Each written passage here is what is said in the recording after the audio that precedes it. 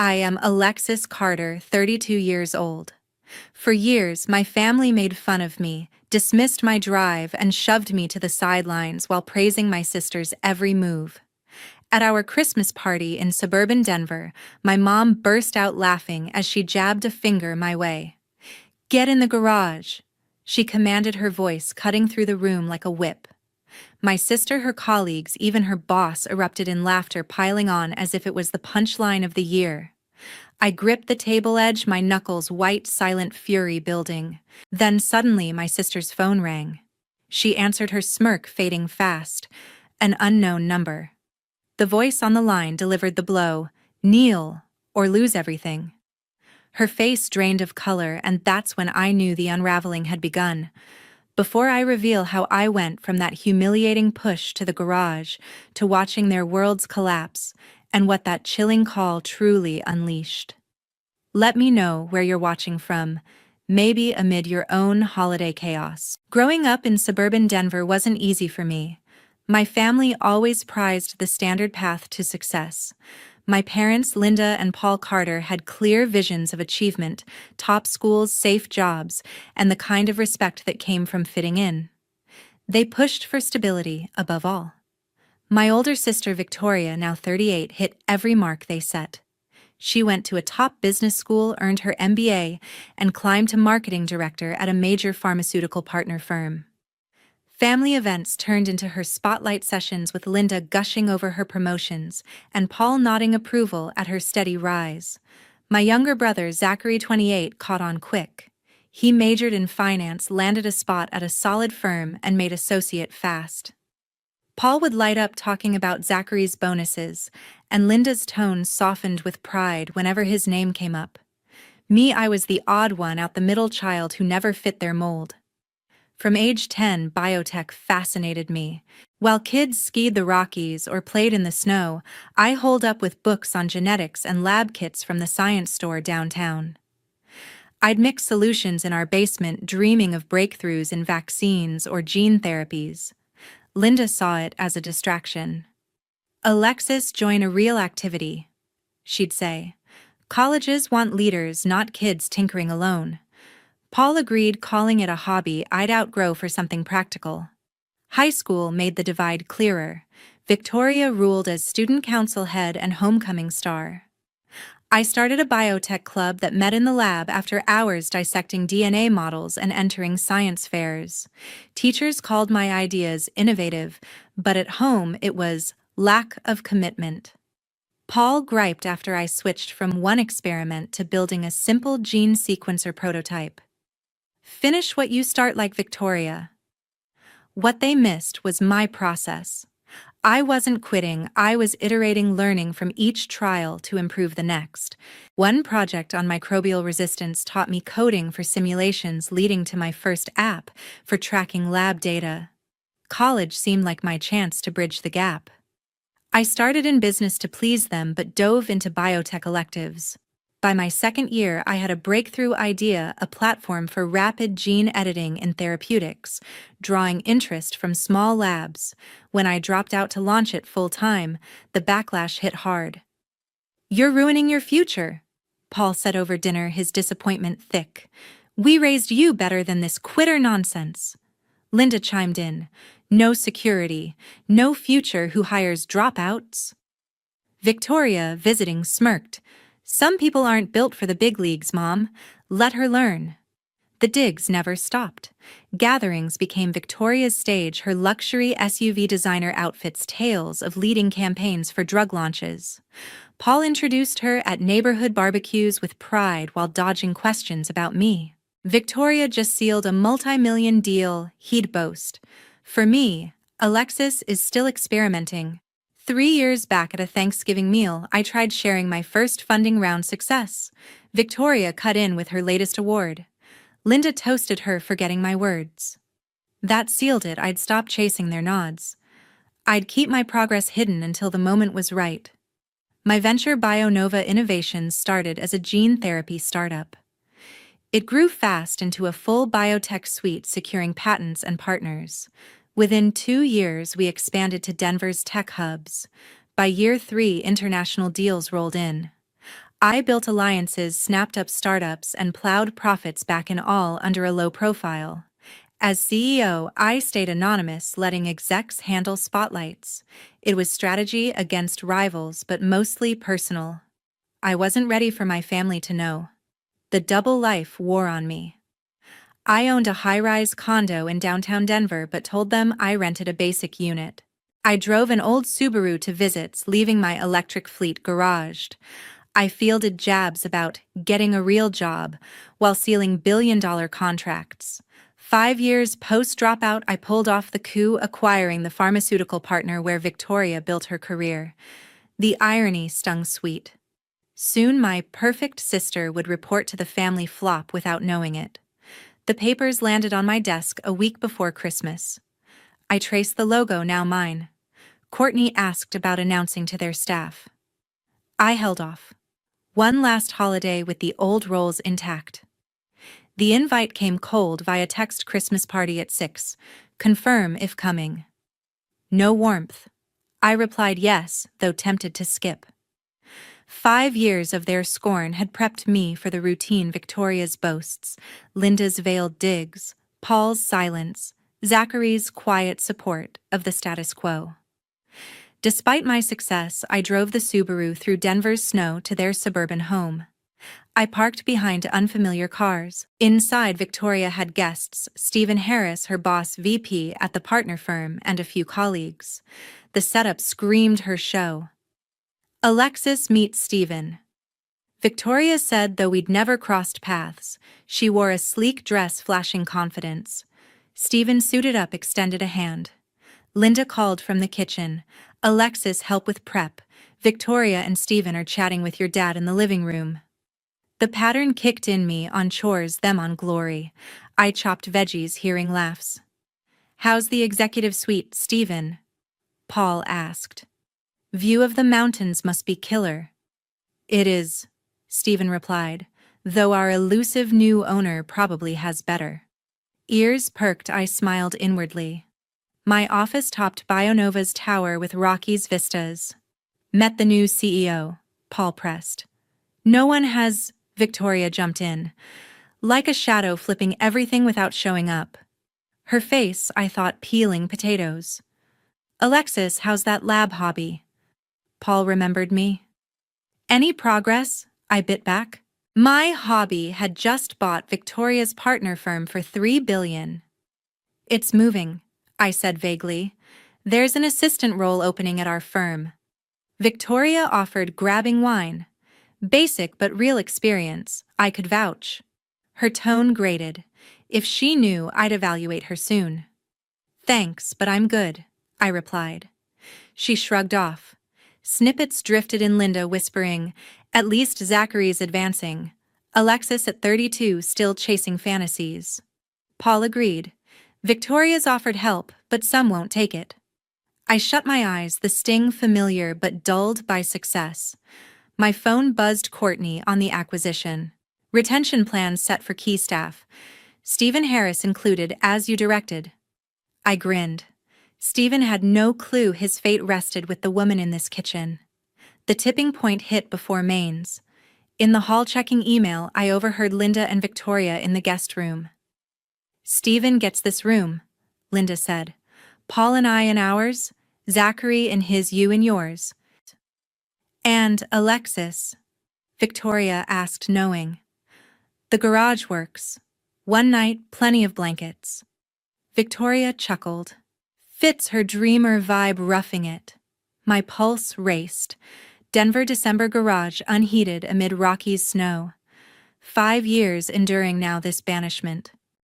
I stood in that hallway, their words about the garage echoing in my head, and it took me back to the moment I broke free. Dropping out of college was my first rebellion. 2 years into business school, trying to please Linda and Paul, I knew my heart wasn't in it. My biotech electives had sparked something: a platform for rapid gene editing that could transform therapeutics. Small labs were already buzzing about it. I pitched it to a professor who connected me with a local biotech incubator in Denver. That was my shot. One night, I sat my parents down. I'm leaving school to start my company. I said, voice steady despite the nerves. Paul's face hardened. You're throwing away everything we planned for you. This is reckless, Alexis. Linda shook her head, her disappointment sharp. No degree, no stability. What kind of life is that? Look at Victoria. She's building something real. Victoria, there for the weekend, leaned back with a smug grin. Not everyone can handle the pressure, Mom. Some crash early. I swallowed the sting, refusing to argue. Their words only fueled me. If they wouldn't believe in me, I'd prove them wrong on my terms. I launched BioNova Innovations with a small loan and a rented lab space in Denver's biotech district. My platform, a gene editing tool for precise vaccine development, caught early attention. Within months, I secured my first angel investor $50,000 to refine the prototype. I taught myself regulatory frameworks, hired a lean team of scientists, and coded data trackers at night. The first year was brutal. Sleepless nights, endless grant applications, and constant doubt from my family. At a family barbecue, Paul cornered me. Still playing with your science project? When are you going back to school? It's not a project, I said, keeping my tone even. It's a business. He scoffed. Businesses have paychecks, Alexis. You're wasting time. Victoria, overhearing, tossed in. I could get you an internship at my firm. Entry level, but it's a start. Her condescension burned, but I smiled tightly. I'm fine, thanks. What they didn't know was that BioNova was gaining traction. By year 2, we landed a major contract with a regional hospital network to streamline their vaccine trials. That brought in $2 million in seed funding. I reinvested every cent, expanding our lab and hiring top talent. My team developed a secondary platform for gene therapy analytics, which drew global interest. I kept it all under wraps. Only my assistant Courtney Green knew the full scope. She joined me early, a sharp biotech grad who believed in my vision. Courtney handled logistics while I focused on strategy, keeping my name out of public filings. Anonymity was deliberate. Competitors underestimated us, and I wasn't ready to face my family's judgment. Year 3 marked our leap. BioNova went international, partnering with European research institutes. Our patents multiplied, and we acquired a small data firm to bolster our analytics. Profits soared, and I funneled them into growth. By year 4, we had offices in Denver, Boston, and London. I bought a condo downtown but told my family I was scraping by in a rented studio. The secrecy took a toll. I'd sit in boardrooms closing 7-figure deals, then drive my beat-up Subaru to family dinners, hearing Linda fret about my unstable life. Victoria would parade her latest bonus or corner office, while Paul nodded like she invented the wheel. Zachary stayed quiet, but his silence screamed allegiance to their hierarchy. I endured it because I had a plan. Let them think I was floundering. Let them underestimate me. The truth would hit harder that way. 5 years after dropping out, I orchestrated the move that changed everything. BioNova acquired the pharmaceutical partner where Victoria worked, a major player in drug distribution tied to our platforms. The deal, finalized a week before Christmas, was worth $3 billion. I held the signed papers, the logo now stamped with BioNova's name. Victoria, the sister who saw me as a failure, was about to report to me without a clue. Courtney asked if we should notify their staff. Not yet, I said. Let the holidays pass. I wanted one final Christmas with their old assumptions intact. One last chance to see their faces before the mask came off. The acquisition was my trump card, but it wasn't just about revenge. It was about reclaiming my place. For years, I'd carried their doubts like weights, dropping out, building BioNova, hiding it all. It was my way of proving I didn't need their approval to define my worth. But the cost was real. I lived 2 lives: the CEO commanding a global empire, and the daughter they pitied. I'd answer emails from investors while Linda asked when I'd settle down. I signed off on mergers while Victoria offered me starter jobs. The irony kept me going. That Christmas, I knew the dynamic would shift. The papers were ready. The deal was done. My family thought they knew me, a dreamer chasing dead ends. They had no idea I held their world in my hands. Driving to their house that night, I felt the weight of 5 years. The snow-covered Rockies loomed outside Denver, a reminder of the cold waiting for me. I parked my Subaru, steeling myself for the party ahead. The weight of that drive through Denver's snow lingered as I stepped into the final week before Christmas. My biggest move yet had just closed. BioNova Innovations acquired the pharmaceutical partner where my sister Victoria built her career, a powerhouse in drug distribution tied to our biotech platforms. The deal, worth $3 billion, was finalized 7 days ago. I sat at my desk staring at the contract, the partner's logo now under BioNova's seal. The irony was sharp. Victoria, who saw me as a dead-end dreamer, would soon answer to me without a hint. Courtney, my assistant, leaned in. "Should we alert their staff now?" I shook my head. "Hold off until after the holidays. Let them have their celebrations." What I didn't say was I wanted one last party where they thought they knew me. One final night to face their smug dismissal before the truth hit. The text from Linda came as cold as the Rockies' winter. "Christmas party, 6 p.m. Reply if you're coming." No warmth, just duty. I typed back a quick yes, though every instinct screamed to stay away. 5 years of their judgment had hardened me for this. Victoria's endless bragging, Linda's subtle jabs, Paul's quiet disapproval, Zachary's passive loyalty to their pecking order. It was a script I knew by heart. Despite owning a global empire, I drove my old Subaru to their suburban Denver home, the snow crunching under my tires. I pulled up behind a sleek black Audi I didn't recognize. Inside, I saw why. Victoria had brought guests, her boss Stephen Harris, VP of Marketing at her firm, and a couple of her colleagues in sharp suits. The air buzzed with her usual show-off energy. Alexis, you've met Stephen, right?" Victoria said, her tone dripping with superiority, though we'd never spoken. She wore a tailored red dress, her confidence screaming money. "Actually, no," I said, offering my hand. "Nice to meet you." Stephen shook it, his smile polite but distracted, like I was barely worth noticing. I'd dressed down jeans, a plain sweater to play the part they expected, the underachieving sister. Linda called from the kitchen doorway. "Alexis, help with the appetizers. Victoria and Stephen are catching up with your dad in the living room." There, it was the same old divide. Victoria schmoozed with the important guests. I was sent to chop cheese and arrange crackers. I nodded, biting back the urge to snap, and headed to the kitchen. Laughter spilled from the living room. "So, Stephen, how's the new office?" Paul asked, his voice warm with admiration. "Heard it's got a view of the peaks." "Prime spot," Stephen replied. "Though I bet the new owner's got a better one. Whoever they are." I smirked to myself, slicing cheddar. My corner office at BioNova's tower overlooked the entire Rockies range. "Any word on this mystery CEO?" Paul pressed, curious. Victoria jumped in before Stephen could answer. "No one's met them. Total ghost, making big moves, shaking things up, but never shows." Her face, I thought, arranging the platter with deliberate care. "Alexis, how's that little science thing going?" Paul called out, his tone half-hearted, like he was checking a box. "It's coming along," I said, keeping it vague. My little science thing had just swallowed Victoria's company whole.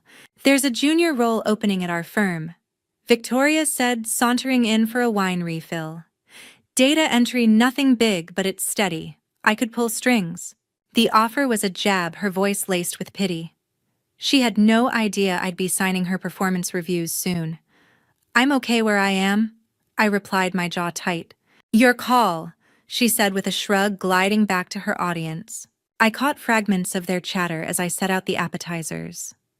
Linda's voice dropped low. "Zachary's doing so well at his firm, promoted last month. But Alexis still messing with experiments at her age." Paul sighed. "Victoria's tried to help her, but she's stubborn. You can't save someone who won't listen." The words cut, but I'd heard them before. 5 years of success had built a shield, though the ache never fully faded. My phone vibrated in my pocket, a message from Courtney. "Acquisition docs finalized. Retention plans locked, including Stephen Harris per your orders." I stifled a grin. Stephen chatting up my dad had no clue his job security now rested in my hands.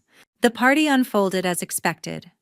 Victoria held court, dazzling Stephen and her colleagues with stories of her latest campaign, a multi-million-dollar drug launch. Linda hung on every word, her eyes gleaming with pride. Paul nodded along, tossing in questions to keep her shining. Zachary chimed in now and then, mentioning his firm's growth, earning quick approval. When I spoke, which was rare, my words landed like stones in a pond, brief ripples, then ignored. I mentioned a recent biotech conference I'd attended, hoping for a spark of interest.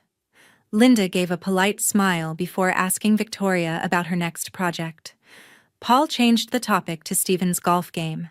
The table was set for dinner, a spread of turkey stuffing and cranberry sauce, the kind of holiday perfection Linda loved to stage. She'd placed Stephen at the head, Paul opposite Victoria and her colleagues close by, and Zachary next to them. I was at the far end next to an empty chair, as if my presence was an afterthought. Stephen, to his credit, tried once. "So Alexis, you're into biotech?" he asked during a lull, his tone curious but skeptical. "Victoria mentioned you tinker with it." Before I could answer, Victoria laughed, a sharp, dismissive sound. "Oh, Alexis plays with lab stuff. Small scale, not like what we do. I work on gene editing platforms," I said, meeting Stephen's eyes. "Vaccine development, mostly." His brows lifted slightly, a flicker of interest. "That's big right now. We've got partners in that space. What's your focus?" Victoria cut in, touching his arm. "Let's not bore everyone with tech talk. Tell them about the new ad campaign instead." The conversation swerved, my moment snuffed out. Stephen hesitated, then followed her lead, launching into a story about their firm's latest pitch. I leaned back, the familiar pattern locking into place. Dinner dragged on. Victoria's voice dominated, recounting client wins and boardroom triumphs. Linda beamed, offering her seconds of pie. Paul toasted her success, his glass raised high. Zachary added a story about his firm's audit, earning a nod. My attempts to join mentions of biotech trends or industry shifts were met with blank stares or quick subject changes. The dismissal wasn't new, but tonight it felt heavier. I'd just bought their world, yet here I was, invisible, at their table. Linda's laughter, Victoria's smug grin, Paul's indifference, Zachary's silence. It all piled up, pressing against the secret I'd held for 5 years. The sting of their dismissal at the dinner table clung to me as I carried empty plates to the kitchen. Before the main course ended, I slipped into the hallway to check an urgent email from Courtney. That's when I overheard Linda and Victoria in the guest bedroom, their voices low but clear through the cracked door. "Stephen's in here, obviously," Linda said, adjusting pillows. "Paul and I take our room. Zachary's in his old one, and you've got yours, Victoria." "What about Alexis?" Victoria asked, her tone smug, like she already knew the answer. Linda didn't hesitate. "The garage is fine for her. It's just one night. We've got blankets and the cots there." Victoria laughed, sharp and cold. "Perfect. She's used to scraping by with her little experiments." My chest tightened, pulse hammering. The garage in Denver's December snow was a frozen box, unheated, stuffed with old junk. 5 years of swallowing their scorn, and now they were shoving me out like an afterthought. I gripped my phone, fighting the urge to barge in. I stepped back to the kitchen, pretending I hadn't heard, and finished clearing plates. Linda breezed in, barely glancing at me. "Alexis, grab some blankets from the closet. You're set for the garage tonight." Her casual tone made my skin prickle. "The garage isn't heated," I said, voice flat. "We've got a space heater," Paul called from the dining room like it was a favor. "You'll manage." Stephen shifted uncomfortably at the table. "The garage. It's below freezing out there." "She's fine," Victoria said, waving it off with a smirk. "Alexis likes roughing it, don't you, sis?" Her condescension lit a fire in me. She'd orchestrated this, dragging Stephen and her colleagues here to ensure I'd be pushed out. I forced a nod. "Sure. I've got work to do anyway." After dinner, Linda led me to the garage. The space was worse than I'd imagined, cluttered with dusty boxes, a broken treadmill, and tangled Christmas lights. A sagging cot sat in the center, a thin mattress topped with a pile of mismatched blankets. A rickety space heater, probably older than me, stood nearby. "It's just one night," Linda said, avoiding my eyes. "You're always on your phone anyway." She left the door clicking shut. I sat on the cot, the cold seeping through my sweater. My phone showed the temperature outside 20 degrees Fahrenheit. Inside the garage, maybe a few degrees warmer, but not much. I opened my laptop, the screen's glow sharp in the dim space. An email from Courtney waited. "Final acquisition details need your sign-off. Partner staff, including Victoria and Stephen, set for notification post-holiday. Approve, now." The plan was to wait until morning, let the news hit their inboxes with the sunrise. But sitting there, the weight of their laughter and that freezing cot pressing in, I reconsidered. Why delay? Why let them have one more night thinking they'd won? I texted Courtney. "Call Victoria now. Use the secure line. Tell her kneel or lose everything. Make it clear her job's on the line if she doesn't play ball with the new structure." Courtney replied instantly. "Got it. I'll make it quick and pointed. Timing. Now." I typed, my fingers steady despite the chill.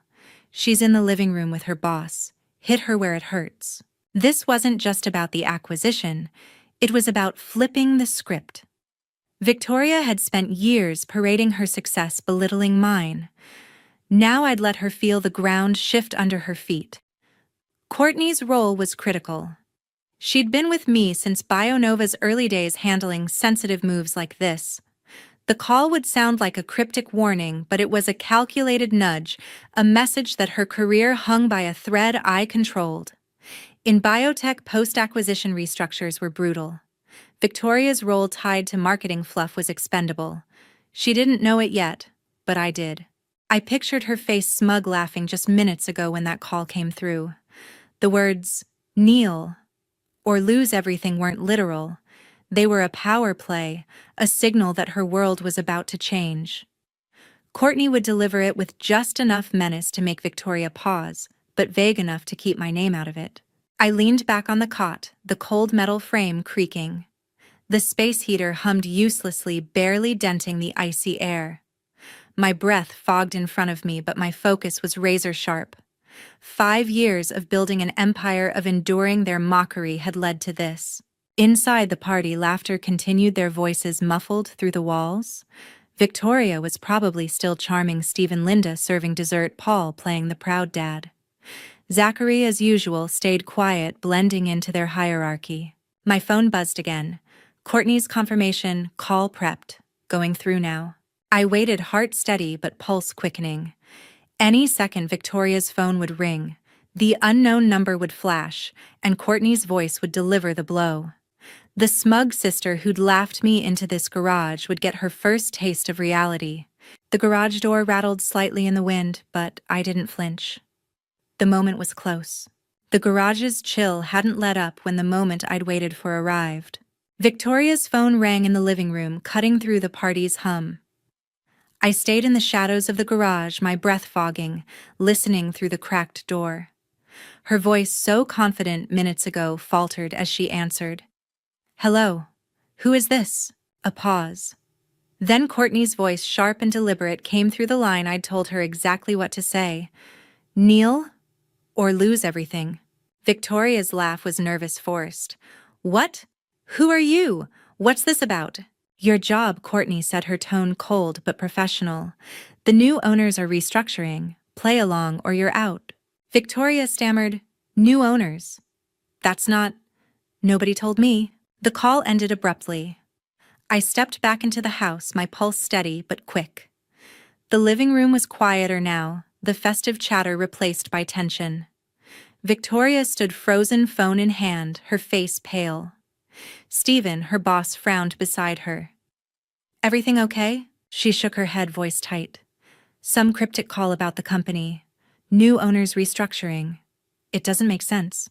Linda looked up from arranging dessert plates. "What's wrong, sweetheart?" Paul leaned forward, concerned. "Trouble at work." Zachary, usually silent, shifted uncomfortably, sensing the shift. I walked in my jeans and sweater, a stark contrast to their polished looks, and set my laptop bag down deliberately. "Maybe we should talk," I said, my voice calm but firm. Linda turned, dishcloth in hand, caught off guard. "Alexis done setting up out there already?" "No," I said, holding her gaze. "Something's come up." Victoria's eyes darted to me, suspicion creeping in. "What do you know about this?" she demanded, her phone still clutched tight. Stephen's phone buzzed, now a string of urgent notifications. He scanned the screen, his expression shifting from confusion to shock. Emails from corporate. "The partner firm's been acquired, effective immediately. BioNova Innovations." Never heard of them. I let the silence hang heavy and deliberate. 5 years of hiding, of enduring their mockery, led to this. I opened my laptop, entered my secure code, and turned the screen toward them. The BioNova dashboard loaded real-time data, global operations, evaluation of $11 billion. "I'm the founder and CEO of BioNova Innovations," I said, my voice cutting through the room. "As of last week, I own your company's key partner." The air stilled. Linda's dishcloth slipped to the floor. Paul's mouth opened, wordless. Zachary froze a fork halfway to his plate. Victoria's eyes widened, her phone trembling in her hand. Stephen stared at the screen, then at me, piecing it together. "That's impossible," Victoria snapped, her voice shrill. "BioNova's a giant. You dropped out. You're nobody." "Nobody who built a biotech empire," I corrected, unflinching. 7,000 employees, 4 continents, and now your firm's distribution network. Check the dashboard." She lunged forward, scanning the screen. Her face drained further as she saw my name, Alexis Carter, CEO, embedded in the system. "This is a lie," she whispered, but her voice cracked with doubt. Paul found his voice. "You've been doing this all along." "Well, we thought." "You thought I was failing?" I finished, my tone even. "You made that clear every chance you got." Linda stepped forward, her hands twisting. "We were worried, Alexis. We wanted a secure life for you." "No," I said, my words sharp now. "You wanted me to be Victoria. When I chose my own path, you wrote me off." Victoria's laugh was bitter. "You're saying you've been playing us, hiding this to what, make us look stupid?" "I hid it to protect my work," I said. "And because I wanted you to see me for me, not my bank account." "You never did." Stephen, still processing, spoke up. "The acquisition? It's you. You're the shadow CEO we've been trying to pin down." I nodded. "I've been running BioNova for 5 years. The call to Victoria was my order, a heads up about what's coming." Victoria's eyes flashed. "You sent that call to threaten me." "Not a threat," I said. "A fact. Your role's at risk in the restructure. I decide who stays." Her face twisted, anger and fear colliding. "You can't do this. You're my sister, not my boss." "You made sure I was never your sister," I shot back. "You laughed me into a freezing garage tonight. You brought your boss to flaunt your success while shoving me aside." Linda's voice shook. "Alexis, we didn't know." "Don't," I cut her off, my hand raised. "You knew exactly how you treated me. All of you did." Paul stood, his voice unsteady. "We were wrong, okay. But this hiding billions, buying her company, it's too much." "Too much," I said, my frustration spilling over. "I built BioNova from nothing while you called me a failure. You never asked about my work, never cared. You banished me to a cot in the cold." Zachary finally spoke, his voice low. "I didn't know it was like that, Alexis. I should've. What?" I turned to him. "Said something, you picked their side every time." The room fell silent, the weight of my words sinking in. Stephen's phone kept buzzing, ignored. Victoria's hands shook, her career unraveling in front of her. Linda's eyes glistened, but I felt no urge to comfort her. Paul stared at the floor, unable to meet my gaze.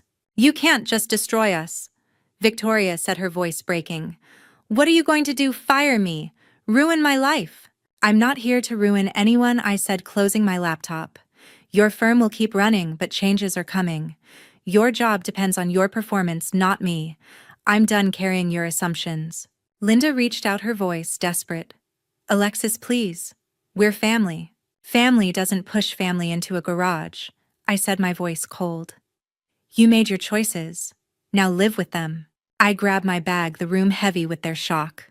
No apologies would undo years of dismissal. I wasn't here to forgive. The weight of that night lingered, but I didn't look back as I left the house. The next morning, Christmas Day, was quiet. Linda tried to act normal, setting out coffee and pastries, but the air was thick with unease. Paul avoided my eyes, stirring his mug. Victoria sat rigid, checking her phone obsessively, waiting for more news about the acquisition. Zachary hovered, his usual silence now laced with guilt. I ate quickly, answered a few work emails, and left before noon. No gifts were exchanged. No one had the stomach for it. 6 months later, the fallout was clear. BioNova's acquisition of the pharmaceutical partner rolled out as planned. The restructuring hit hard, especially for Victoria's team. Marketing roles like hers, heavy on flash but light on technical value, were the first to go. Layoffs swept through Denver's biotech scene, and Victoria was cut within weeks. She'd built her identity on that job, her corner office, her status. Now she scrambled for freelance gigs, her resume overshadowed by the industry shift I'd orchestrated. Friends in the sector told me she blamed me, calling it personal. It wasn't. It was business. Her performance didn't make the cut. Linda and Paul faced their own reckoning. News of the acquisition and my role as BioNova's CEO spread fast through Denver's tight-knit suburban circles. Local blogs and the Denver Post ran pieces on the mystery CEO revealed as a local daughter. Neighbors whispered about the Carters, how they dismissed their own kid only to learn she'd outdone them all. Invitations to community events dried up. Their usual barbecue circuit went silent. Linda tried calling me once, leaving a voicemail about talking things over. I didn't respond. Paul sent a text, short and stiff. We didn't know. I deleted it. Zachary reached out 2 months later. An email hesitant, saying he should have spoken up that night. He wrote about seeing me differently now, admiring what I'd built. I read it, felt a flicker of something, maybe pity, but didn't reply. He'd chosen his side for years. Words now were too late. I cut them off completely. No calls, no visits, no holiday cards. I blocked their numbers and moved my Denver condo to a new address they'd never know. It wasn't anger driving me, it was clarity. Family doesn't mock you into a freezing garage, doesn't dismiss your dreams for decades. I'd spent years seeking their approval only to realize it was never coming. So I stopped. My life shifted to those who saw me. Courtney became more than an assistant, a friend who'd believed in me from the start. We'd grab coffee downtown, laughing about BioNova's next moves. I mentored young biotech entrepreneurs, women like me, whose ideas were brushed off by traditional gatekeepers. My team expanded BioNova's reach, launching new gene therapies that saved lives. The work filled me in ways my family never could. One evening, standing on my condo's balcony overlooking the Rockies, I got a news alert. Victoria had posted a LinkedIn rant, vague but bitter, about unfair power plays in the industry. I didn't read past the headline. Her world had crumbled, but mine was soaring. Linda and Paul's social circle had shrunk to nothing, their pride replaced by whispers of their failure. Zachary, that I heard, was still at his firm, but quieter, carrying the weight of his silence. I'd once thought revealing my secret would bring triumph, a moment to savor their shock. But it didn't. It brought freedom. Cutting them out wasn't revenge, it was survival. I'd built an empire not to prove them wrong, but to prove myself right. Their validation was irrelevant. The lesson hit me hard: your worth isn't tied to those who can't see it. Family, blood or not, doesn't get a free pass to define you. Sometimes the strongest move is setting boundaries, walking away, and building your own circle, people who lift you up, not push you into the cold. I don't regret that Christmas. It burned away the last threads tying me to their expectations. Now I live for me, my work, my chosen family. The garage, the laughter, the dismissal, they're just echoes fading against the life I've claimed. I never thought I'd become famous for a dish I didn't create, but that's exactly what happened, and the journey nearly cost me everything I cared about. My name is Eliza Chin, and 5 years ago, I married into the Rossi family, a tight-knit Italian-American clan with 3 generations of history in the restaurant business. My husband Marco was the black sheep who'd walked away from the family business to become an architect, much to his father Antonio's dismay. Food is in our blood, Antonio would say whenever Marco's career came up. 27 years I spent building this restaurant, and my only son decides to draw buildings instead of making something people can actually enjoy. Despite the tension, we had family dinner at Rossi's every Sunday, a tradition Marco insisted we maintain. I'd sit there between Marco's sisters Sophia and Lucia, both of whom worked at the restaurant, trying to navigate the complex web of family dynamics while Antonio regaled everyone with stories of the early days. The restaurant was undeniably successful. Rossi's Italian Bistro had been featured in food magazines and had lines out the door most weekends. The crown jewel of their menu was Nonna's secret ragu, a family recipe passed down from Marco's grandmother that customers raved about. My relationship with the family was cordial but distant until the day I made an innocent suggestion. "Have you ever thought about bottling Nonna's ragu for retail?"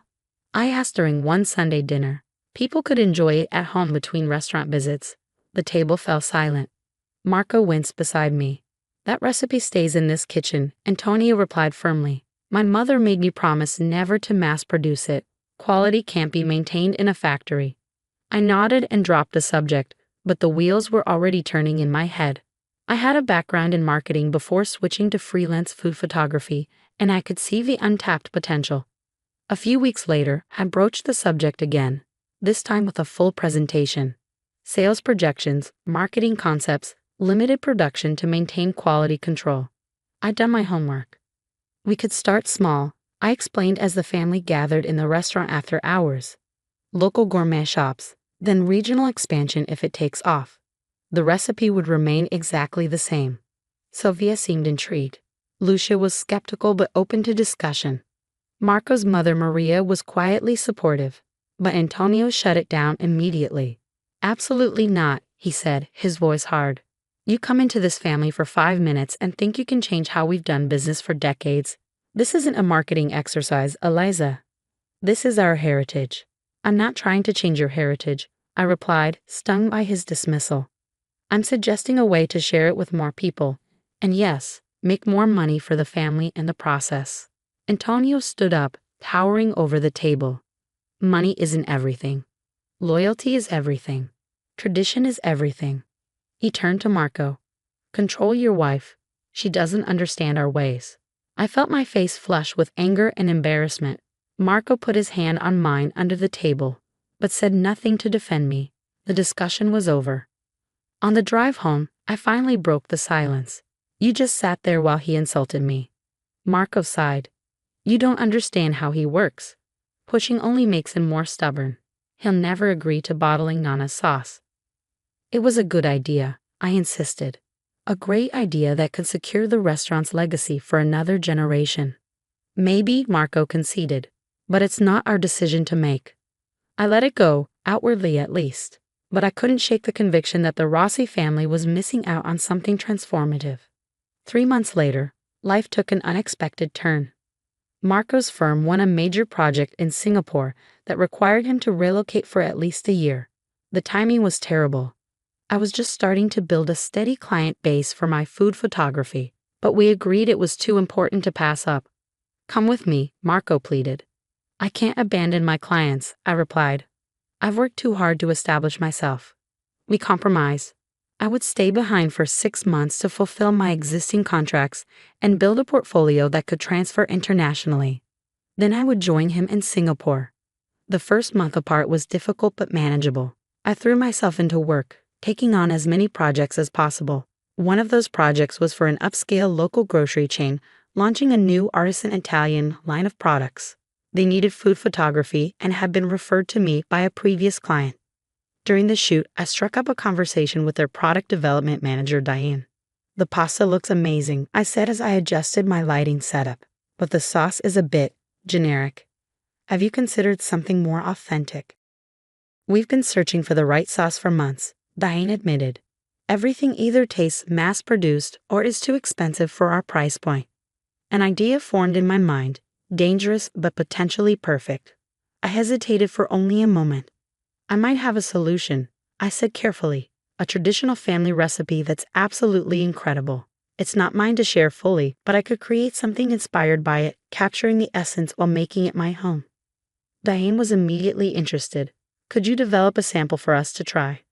I had watched Antonio's mother make the sauce dozens of times before she passed away last year. I'd observed the process, noted the ingredients, even helped chop herbs and vegetables on occasion.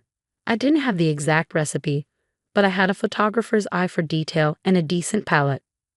Over the next 2 weeks, I experimented in my kitchen, trying to recreate the magic of Nana's ragu. My version wasn't identical. I deliberately made certain changes to respect the family's ownership of the original, but it captured the spirit of the sauce. Rich, complex, with that distinctive something that made people close their eyes when they tasted it. When I presented it to Diane, her reaction confirmed I created something special. This is exactly what we've been looking for, she said after tasting it. Would you be willing to license this recipe to us? We'd brand it as Eliza's rustic ragu or something similar. The offer was generous, a substantial upfront payment plus ongoing royalties. It would provide financial security while Marco and I were abroad, maybe even allow me to be more selective with photography clients. And most importantly, it wasn't actually Nana's recipe. It was my interpretation, my creation. I accepted the offer without telling Marco or his family. I rationalized that it wasn't a betrayal since my sauce was different enough to be its own product. Besides, Antonio had made it clear that the Rossi family had no interest in retail ventures. I wasn't taking anything from them. I was creating something new that happened to be inspired by their tradition. The sauce launched 3 months later to unexpected success. Eliza's rustic ragu became the top-selling product in the grocery chain's new Italian line. Food bloggers wrote about it. A local magazine did a small feature on me as an up-and-coming food entrepreneur. And that's when everything fell apart. Sophia saw the magazine while getting her hair done. Within hours, the entire Rossi family knew. Marco called from Singapore, his voice tight with shock and anger. How could you do this behind my back? He demanded. My father is livid. It's not Nana's recipe, I protested. I created my own version. That's not the point. You knew this would hurt my family. You knew my father's feelings about the family sauce. Your father made his feelings clear about the family sauce. This isn't that sauce. This is my sauce. The distinction didn't matter to the Rosses. To them, I had stolen their heritage, their grandmother's legacy, and monetized it against their explicit wishes. Antonio was threatening legal action. Lucia had blocked my number. Even Maria, who had always been kind to me, was devastated by what she saw as a betrayal. The next Sunday, I went to the family dinner alone. It was the most uncomfortable meal of my life. Antonio wouldn't look at me. Sophia and Lucia sat as far from me as possible. Only Maria attempted conversation, though her eyes were sad. I didn't steal your recipe, I said when I couldn't bear the silence any longer. I created something new inspired by what I learned in this family. You took our grandmother's legacy and sold it to strangers, Sophia replied coldly. No, I created my own legacy when you refused to expand yours. Antonio finally spoke, his voice low and controlled. You are not family. You will never understand what this means to us. Those words cut deeper than he knew. Ever since marrying Marco, I had tried to find my place in the Rossi family. I had learned their traditions, celebrated their holidays, even started learning Italian. But in their eyes, I would always be an outsider. I left the restaurant knowing something fundamental had broken. That night, Marco and I had the most difficult conversation of our marriage. They're my family, Eliza, he said, his voice tinny over the video call. I'm trapped in the middle of this, and it's tearing me apart. I'm your family too, I reminded him. And I didn't do anything wrong. I saw an opportunity they refused to consider, and I created something of my own. By using knowledge you gained from them. Knowledge freely shared in a family kitchen. I didn't steal a written recipe or corporate secrets. We went around in circles until exhaustion forced us to stop. Nothing was resolved. The chasm between us seemed to widen with each passing day. Marco was under tremendous pressure from his family to make things right, though nobody could define what that meant. Meanwhile, the sauce continued to gain popularity. The grocery chain wanted to expand distribution. A major food magazine requested an interview about my journey from photographer to food creator. The success felt hollow without Marco's support. But I wasn't willing to give it up either. This was my creation, my achievement. 3 months into our separation, with 3 months left before I was supposed to join Marco in Singapore, I received a formal letter from a lawyer representing Rossi's Italian bistro. They were claiming my sauce violated their trade secrets and demanding I cease production immediately. It was a weak legal argument. I genuinely hadn't copied their exact recipe, but fighting it would be expensive and emotionally draining. More importantly, it forced me to confront the real cost of what was happening. Was this sauce worth losing my marriage? Worth causing a permanent rift between Marco and his family?